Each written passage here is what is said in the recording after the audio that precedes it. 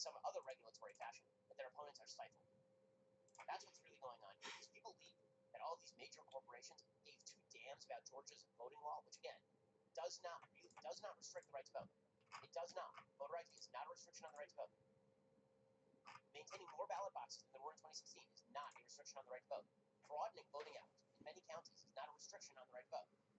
But these corporations know that they have to just become another wing of the Democratic Party, the privatized wing of the Democratic Party, or the Democrats are going to come after them, and so they are caving on behalf of the Democrats. This is extremely dangerous stuff.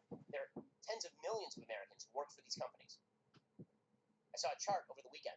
It showed the political donations from employees of America's biggest companies, nearly all, a majority of employees of those companies gave to Democrats. So what we are watching is the complete hijacking of corporate America on behalf of the radical left, and then you will watch a cram down happen internally inside these companies and an attitude taken with regard to the customer base that requires that you accede to their politics. This deeply dangerous stuff. We'll get to more of this in just 1 second. First, let us talk about the fact now is not a great time to go over to your local auto parts store, because why would you ever do that? You're going to stand in line. Eventually, you'll get to the front of the line. When you finally do get to the front of the line, they will ask you for details that you don't know, and then they're just going to order the part online anyway because they don't actually have it. Then they upcharge you for it. So why would you do that? Instead, why don't you just cut out the middleman and go straight to the interwebs? My friends at RockAuto.com will take care of you. RockAuto.com always offers the lowest prices possible rather than changing prices based on what the market will bear, like airlines do.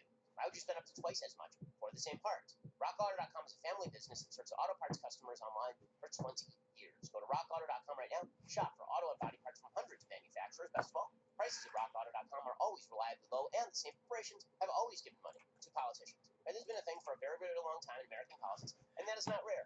Nobody would be surprised to see the heads of Google give money to Democrats. Nobody would be particularly surprised to see the heads of Walmart give money to Republicans. And none of this was particularly shocking.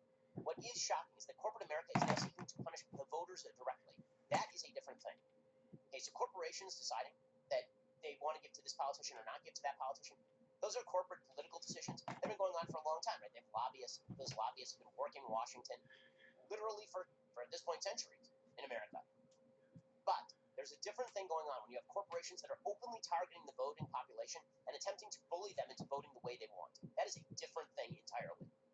It's amazing. The same left that will suggest that corporations are bullying their own employees for not pushing in favor of unionization, that's not bullying. That is just a free market exchange.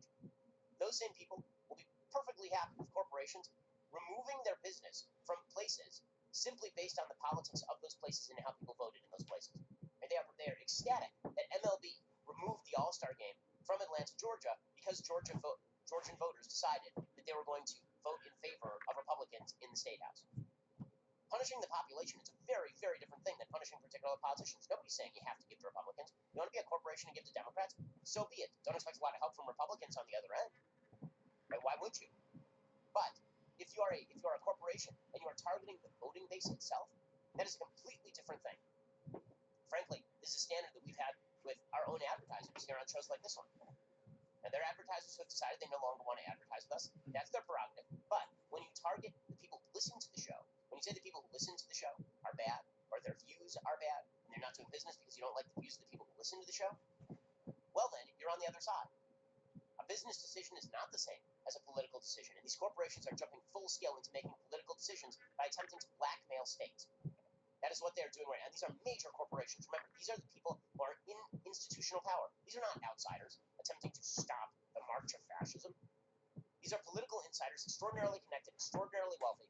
This is not the masses who are attempting to rise up against power. This is the powerful. The voters of Georgia are significantly less powerful than the heads of Google and MLB. No question about it.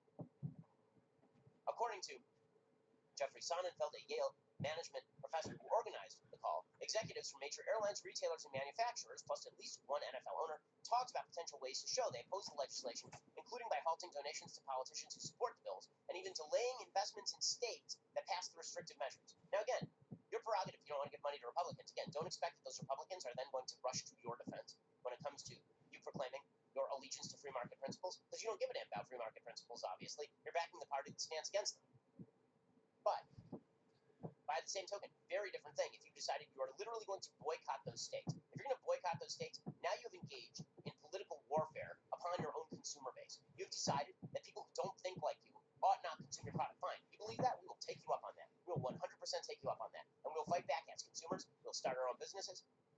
These are dangerous, dangerous things. And by the way, it seems to me perfectly justified that in America, in which anti-discrimination law rules the roost, in which anti-discrimination law, which has been in the ascendancy in the United States since the 1960s, for originally some good reasons and now some very bad reasons, anti-discrimination law, which is rooted in the idea that freedom of association must be curbed in the name of ability to patronize. If you believe that, then it seems to me well within the realm of possibility that states are simply going to start adding political orientation as a basis for non-refusal of service in states across the country. That if you're going to do business in Georgia, you don't get to decide who you do business with based on politics. Otherwise, you can just leave. It seems like that is the way that a lot of these states are going to go. I know that discussion is being had at the highest levels in some of the red states that you're seeing right now, because governors are not going to allow their states to essentially become the preserve of corporations that wish to bludgeon their constituencies into silence. According to the Washington Post, while no final steps were agreed upon, the meeting represents an aggressive dialing up of corporate America's stand against controversial voting measures nationwide. You think they give a damn about this? Seriously.